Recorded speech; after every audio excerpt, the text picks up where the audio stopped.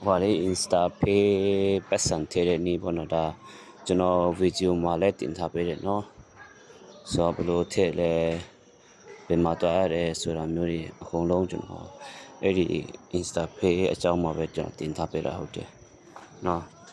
so thì nào mà xí để bọn nó cho nó video Insta page bằng cách bà để lô ya lên số đấy nhà mà cho nó tiền tháp về làဖြစ်တယ်ဆိုတော့ဒီနားမှာပတ်စံထဲတဲ့နေရောပါတယ်เนาะဆိုတော့အရင်ကဆိုရင်ပေါ့နော် Insta Pay ကဒီပန်၄ခုလောက်ပတ်စံ deposit ထည့်လို့ရတာပေါ့နော်အခုဆိုတော့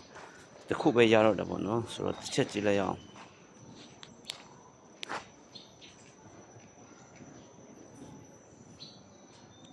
Okay အခုဆိုရင်ပေါ့နော်ဒီ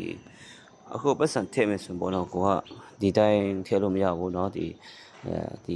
public ban ဆို public ban အဲ့ဒီ ATM session ညောင်းသွားမှာဖြစ်တယ်ပေါ့နော်သွားထည့်ရမှာဒီ local ban ပတ်စံထည့်လို့ပဲတူလဲအဲ့လိုထည့်ရတာဖြစ်တယ်ဆိုတော့ဒီနားမှာ get deposit ဆိုတာရှိရမလားအမှတစ်ချက်နေလိုက်ပြီးရင်အမှအခုဘဏ်ကတစ်ခုပဲပြတော့ပေါ့နော်ဒီ public bank ဆိုတာရှိတယ်အဲ့ဒီ public bank ကိုကျွန်တော်ထည့်မှာပေါ့နော်အဲ့မှာ account number ဆိုတာရှိပြီးသားဖြစ်တယ်အဲ့ဒီ account number ကိုကြည့်မှငါတို့က cash deposit ထည့်ရမှာဖြစ်တယ် okay ပတ်စံထည့်ပြီးဆိုရင်ကျွန်တော်တို့ကဒါလေးကို select လုပ်ရမယ်နော်ဒါလေးကို select လုပ်ရမယ်ပြီးရင်ဒီမှာ amount ပေါ့နော်ပြီးရင် amount 50ပဲဒီမှာကအဲ့မှာကျွန်တော်ပတ်စံ cash deposit ထည့်ပြီးရင်ထွက်လာတဲ့ slip ပြားရှိတယ်အဲ့မှာ50ဆို50ထည့်ထားတဲ့ဟာအဲ့ဒီဟာကိုကျွန်တော်တို့ဒီ slip ပြားဆိုတဲ့ဟာကိုကျွန်တော်တို့ကတပ်ပုံရိုက်ပေးရမှာဖြစ်တယ်တပ်ပုံရိုက်ပြီးမှကျွန်တော်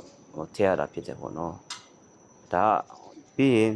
ရိုက်ပြီးဆိုရင်မှာ submit ဆိုတာနှိပ်လိုက်